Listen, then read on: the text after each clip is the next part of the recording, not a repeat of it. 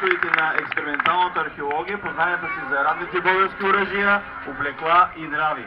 Владее перфектно прабългарския лък и сабя, изработва по проекти облекло и обувки от периода. В случая той ще демонстрира своите умения за боравене с сабя, което било основното оръжие на прабългарите, нашите предци през времето на първото българско царство. Гледай. Абе.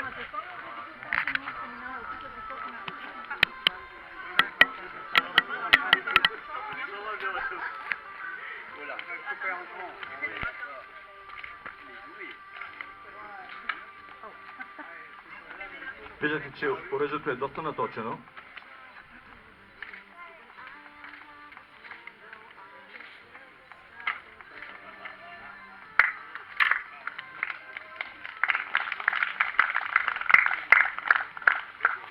Дай за мен.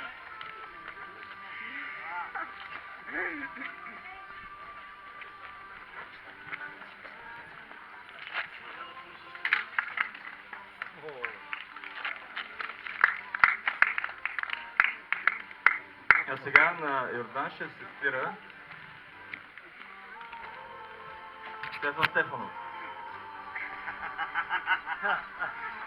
Доста е разковано, виждате как му трепери ръката.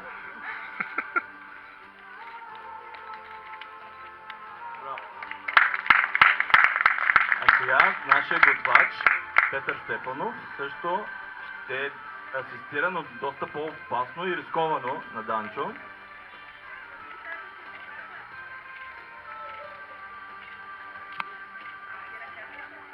Данчо много внимава, защото ако отреже дясната ръка на готвача, ще остане глад из обед.